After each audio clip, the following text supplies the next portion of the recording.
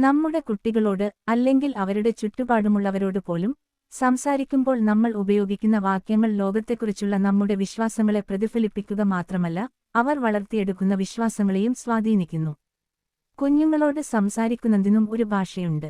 അവരുടെ വികാരങ്ങളെ മാനിക്കാതെ സംസാരിക്കുന്നത് ഗുണത്തേക്കാളേറെ ദോഷമാണ് ഉണ്ടാക്കുക. കുട്ടികളോട് ഒരിക്കലും ഉപയോഗിക്കാൻ പാടില്ലാത്ത 5 വാചകങ്ങൾ ഇവയാണെന്നു ഈ രംഗത്തെ വിദഗ്ധർ പറയുന്നു. നീ അത് ചെയ്തില്ലെങ്കിൽ നിന്നെ തുടങ്ങിയ ഭീഷണികളോ അത് നിർത്തുക തുടങ്ങിയ ആജ്ഞകളോ കുട്ടികളോട് പാടില്ല. ഇത് കുട്ടികള് ഒരിക്കലും കേൾക്കാൻ ഇഷ്ടപ്പെടുന്നില്ല എന്നാണ് ഇവർ പറയുന്നത്. നിനക്ക് ഇതിലും നന്നായി ചെയ്യാൻ കഴിയുമല്ലോ എന്നതാണ് ഒഴിവാക്കേണ്ട രണ്ടാമത്തെ വാചകം. പകരം, കഴിവ് മുഴുവന് പ്രകടിപ്പിക്കുന്നതിന് നിനക്ക് എന്തു തടസ്സമാകുന്നുണ്ടല്ലോ, നമുക്ക് അതിനെക്കുറിച്ച് സംസാരിക്കാം എന്നാണ് പറയേണ്ടത്. നീ ഈ പറയുന്നത് കേട്ടില്ലെങ്കില് നിനക്ക് ഏതെങ്കിലും ഒരു പരിഗണനയോ സമ്മാനമോ കിട്ടില്ല എന്നതാണ് ഒഴിവാക്കേണ്ട മറ്റൊരു വാക്യം. അതിനു പകരമായി, ഞാന് പറയുന്നത് പോലെ ചെയ്യാന് നീ എപ്പോഴാണ് തയ്യാറാകുന്നത്, അപ്പോൾ ഇത് ലഭിക്കും എന്ന് പറയാം.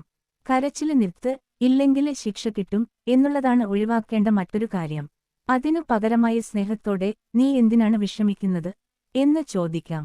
നിന്നോട് എത്ര തവണ ഞാന് ഇത് പറയണം എന്നതാണ് ഒഴിവാക്കേണ്ട മറ്റൊരു വാചകം.